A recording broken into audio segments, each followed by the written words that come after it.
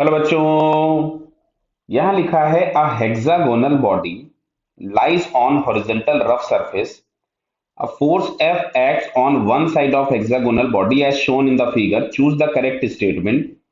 अब पूछा हुआ है टॉपलिंग के लिए मिनिमम कोएफिशिएंट ऑफ फ्रिक्शन क्या चाहिए, फिर बाकी आगे की बात है। तो सबसे पहले यहाँ पे हम लोग अगर टॉपलिंग की बात करें तो यहां से लगेगा एक mg लगेगा बेटा, जो कि इसके सेंटर ऑफ मास से लगेगा। एक नॉर्मल लगेगा और टॉपलिंग के टाइम पे नॉर्मल जो है वो शिफ्ट होते होते होते होते एज पे आ चुका होता है इस जगह पे। तो नॉर्मल रिएक्शन बिल्कुल इस एज से पास हो रहा होगा जब टॉपलिंग के जस्ट पहले, और यहां कहीं से एक फ्रिक्शन लगेगा एफएस। क्या क्लियर है बताइए? बराबर है। और जस्ट बोला गया है तो इसको मैं एफएस मैक्सिमम लिख देता हूं। अब चलिए साहब बात करते हैं। तो सबसे पहले तो यहाँ पे जो टॉपलिंग कराएगा वो एफ और रोकेगा कौन? एमजी। ठीक है। तो अब अगर हम लोग देखें तो इस एफ पे जो परपेंडिकुलर डिस्टेंस है वो परपेंडिकुलर डिस्टेंस कितना होगा? ये एंगल, ये साइड ए है, ये भी ए है, और ये वाला एंगल हम लोगों के पास 120 डिग्री है। कितना है? 120। तो इस पॉइंट से लेकर के इस पॉइंट के बीच का जो डिस्टेंस हम लोगों को दिख रहा है ये हो गया a√3। दिख रहा है ना बेटा? ये एंगल 120 होगा तो एफ का टॉर्क हम लोगों ने निकाला तो एफ इंटू a√3 एफ का टॉर्क है, और mg का टॉर्क, इस पॉइंट के अबाउट टॉर्क की बात कर रहे हैं, और mg का टॉर्क मिलेगा mg इंटू a/2। क्लियर? तो a से a तो हमने कैंसिल कर दिया, तो यहां से मिल रहा है f की वैल्यू हम लोग इस जगह से फाइंड कर लेते हैं।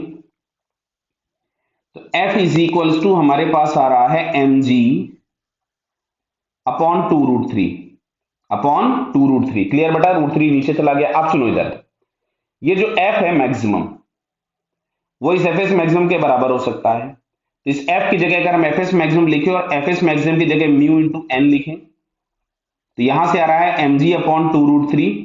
क्लियर है? और n की जगह मैं यहां से लिख देता हूं mg।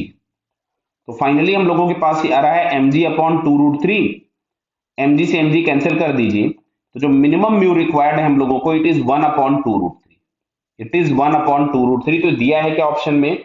बटा फर्स्ट ऑप्शन में दिया है, तो हमारे पास ये पहला वाला आंसर क्या हुआ? करेक्ट हो गया। चलिए अब आगे आते हैं, थर्ड और फोर्थ ऑप्शन को चेक करते हैं। बोला अगर अप्लाइड फोर्स mg/√3 है then angular acceleration of the body is given. Clear है? तो अब चलते जरा बात करते हैं अप्लाइड फोर्स। तो अब यहां से देखो, इसको रोटेट कौन कराएगा? एफ, और रोकेगा कौन? mg। तो अगर हम लोगों को यहां पे टॉर्क निकालना होगा, चलिए मैं इसको थोड़ा ऊपर कर दे रहा हूं और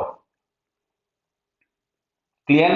तो जो एफ का टॉर्क होगा वो एफ इंटू a√3 टॉर्क आएगा, और mg का टॉर्क आएगा mg into a/2 is equals to I into alpha. अब बात आती है आई की। क्लियर है?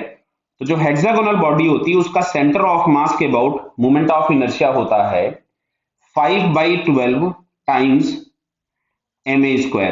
तो अगर हमको आई इस एक्सिस के अबाउट चाहिए जो भी दिया है, तो इसको हम लोग लिखेंगे ICM प्लस mh²। तो आई हम लोगों के पास हो गया था 5/12 ma² प्लस h की वैल्यू मिल जाएगी a। समझ में आ रहा है बात? क्यों? ध्यान से देखे, वापस मेरे को डायग्राम पे जाना पड़ेगा। ये सेंटर है और ये जो डिस्टेंस हम लोगों के पास मिलेगा परपेंडिकुलर डिस्टेंस से, परपेंडिकुलर डिस्टेंस a ही मिल जाएगा। क्लियर? तो यहां से अगर हम इसको सॉल्व कर लेते हैं तो ये हम लोगों के पास आ जाता है 12 प्लस 5 हो जाएगा 17 ma²/12। तो moment of inertia required axis के अबाउट आ गया 17 ma²/12। क्लियर? अब f की वैल्यू दी गई है mg/√3 में रख देता हूं। देखिए mg अपॉन √3 इंटू a, और यहां पे दिया हुआ है √3 एक और मल्टीप्लाइड है a√3 परपेंडिकुलर डिस्टेंस वाला √3 minus mg into a/2 is equals to I हमारे पास हो गया 17 ma²/12 इंटू अल्फा। इस √3 से √3 कैंसिल हो गया, mg a में से mg a/2 गया तो मिलेगा mg a/2 is equals to 17 ma²/12 into alpha. चलो m से a से ये कैंसिल कर दिया, इससे ये हो गया 6। तो अल्फा इज इक्वल्स टू आ रहा है बेटा 6g अपॉन 17a। तो ये किसी ऑप्शन में दिया है 6g अपॉन 17 है बेटा, ये थर्ड वाले ऑप्शन में दिया हुआ है। क्लियर? तो इसका हम लोगों के पास जो आंसर करेक्ट हुआ, फर्स्ट वाला पहले आ गया था, तो फाइनली फर्स्ट और थर्ड आंसर इसका करेक्ट है। क्लियर बेटा? Okay, all the best.